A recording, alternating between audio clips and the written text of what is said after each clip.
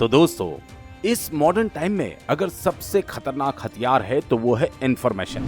अगर आपके पास दुश्मन देश की कोई भी अहम जानकारी मिल जाए तो आप कुछ समय में उस देश को घुटने पर ला सकते हैं। और अब भारत ऐसे ही अत्याधुनिक हथियारों के साथ साथ इस तरह के सिस्टम पर भी तेजी से काम कर रहा है।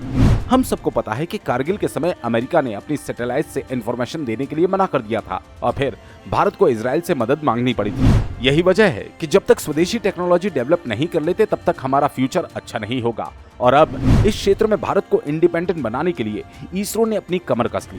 दरअसल दोस्तों, चंद्रयान 3 की कामयाबी को तो दुनिया ने देखा। इसके तुरंत बाद ही भारत ने आदित्य L.1 की सफलता हासिल करने के साथ दुनिया में अपना डंका बजा दिया।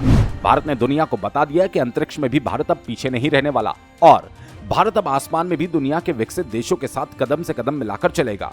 आपको जानकर खुशी होगी कि भारत ने अपने नेविगेशन सिस्टम में बड़ी उपलब्धि हासिल कर ली। भारत के सिस्टम को IRNSS कहते हैं। साथ ही इसको वैज्ञानिक नाविक भी कहा जाता है। भारत अब जिस सिस्टम पर काम कर रहा है वो नाविक 2.2 है। इसके साथ ही भारत की नेविगेशन की रेंज दुगनी होने वाली है। इसरो अंतरिक्ष के क्षेत्र में एक बहुत बड़ी कामयाबी हासिल करने जा रहा है।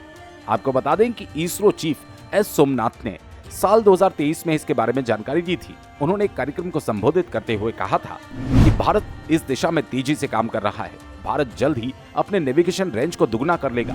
इसरो इसे 1500 किलोमीटर से बढ़ाकर 3000 किलोमीटर तक करने पर जोर दे रहा है। नाविक 2.0 भारत का GPS सिस्टम है। इसकी रेंज दुगना होने के साथ ही भारत अपने क्षेत्र के साथ साथ सार्क देशों पर भी नजर बना सकेगा और उन्हें भी सेवाएं प्रदान कर सकेगा।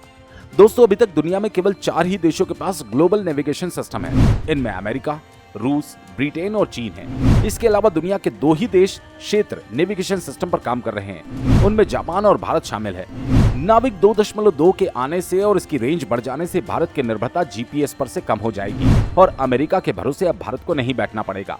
अब बात इस सिस्टम की कर लेते हैं। नाविक 2.0 में कुल 10 सैटेलाइट है। पिछले साल भारत ने बहुत से सैटेलाइट्स को लॉन्च किया था जो नाविक 2.0 का ही पार्ट है। इस सिस्टम के आ जाने से भारत इसे मिडिल अर्थ ऑर्बिट में तैनात कर देगा।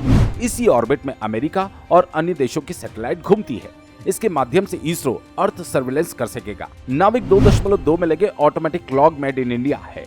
इससे पहले हम अन्य देशों पर निर्भर थे, ऐसे में अब मेड इन इंडिया की धूम वहां होने वाली है। चलिए अब समझते हैं कि नाविक 2.0 के क्या फायदे हैं और इससे भारत को क्या क्या बेनिफिट आने वाले समय में होने वाला है। तो दोस्तों, इसका सबसे पहला फायदा तो इसकी रेंज है। भारत अब केवल अपनी सीमाओं तक ही नहीं बल्कि 3000 किलोमीटर तक की रेंज में नजर रख पाएगा। इसके साथ ही भारत की सुरक्षा और आर्थिक विकास के लिए भी महत्वपूर्ण है। मानव रहित वाहनों यानी UAV, आधार, नामांकन, जियोडेटिक नेटवर्क, भारतीय मानक समय प्रसारण, इमरजेंसी वार्निंग सिस्टम और GNSS आधारित ई-टोलिंग प्रणाली शामिल है। भारत अब नाविक 2.0 के माध्यम से चीन और पाकिस्तान की सीमा पर भी नजर रख पाएगा। घुसपैठियों पर सीधे नजर रहेगी। साथ ही भारत सरकार ने इस बात पर भी जोर दिया कि नाविक 2.0 के नेविगेशन सिस्टम को भी सभी स्मार्टफोन में डाला जाएगा और GPS पर वहां से भी निर्भरता को खत्म कर दिया जाए।